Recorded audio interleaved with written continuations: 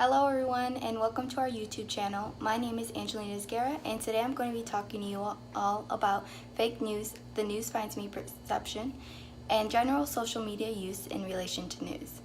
So to start off, I'm going to begin by talking about the last thing I just mentioned and discuss a survey that I created on SurveyMonkey and distributed to University of Kentucky students through text messages and GroupMe.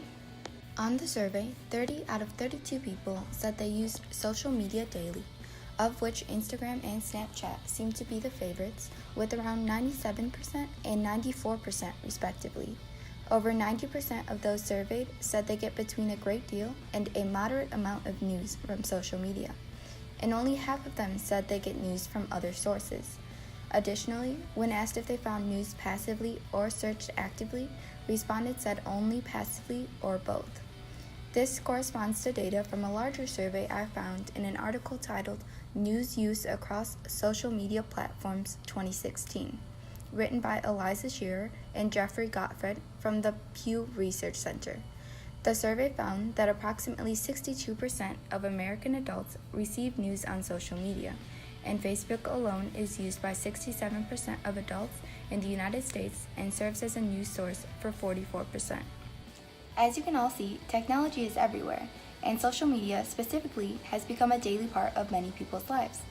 From posting and commenting to direct messaging and liking someone's posts, social media allows for easy communication between acquaintances and strangers.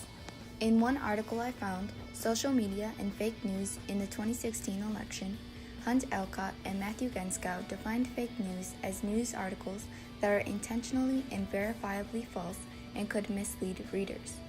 One problem with using social media as a news source is that if people rely on sites that are meant for social interaction and are not focused on fact-checking, they will be more likely to find random and possibly falsified information instead of the truth. And while false headlines may seem harmless enough, they are not. If people remember reading or seeing certain false headlines during election time, they may begin to believe them to be the truth, which may influence their vote in the future. Now, let's look at some headlines from the 2016 election. This picture depicts the most widely shared fake news articles on Facebook and separates them by political party.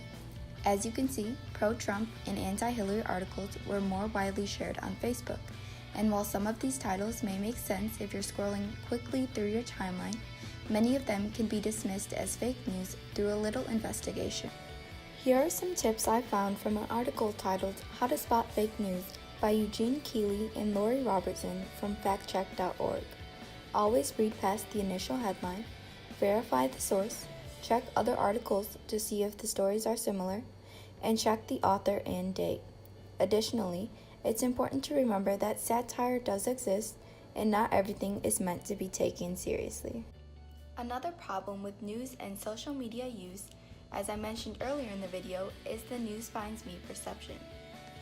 As defined by Gilda-Zuniga et al. In the article, Effects of the News Finds Me Perception in Communication, Social Media Use Implications for News Seeking and Learning About Politics, the news finds me perception is the idea that through social media or day-to-day activities, news will find people instead of people having to find the news.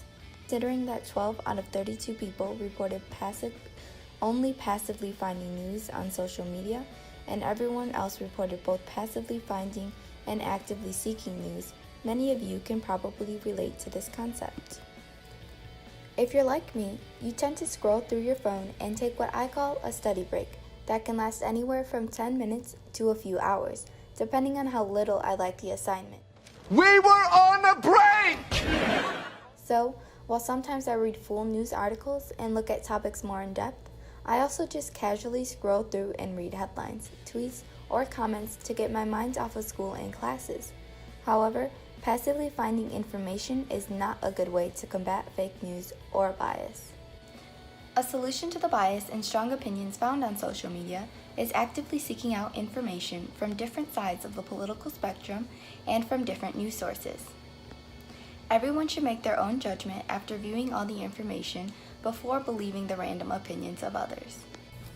This image depicts the use of social media and how people share or post things to attract likes and positive reactions from other people, and don't always discuss their true opinions or share what they want because it's controversial. When using social media from now on, don't be afraid to be yourself and voice your opinion when you are informed. That's all for me, but don't forget to watch Lay's video about sexual violence movements that have spread throughout social media and the effects that they have had.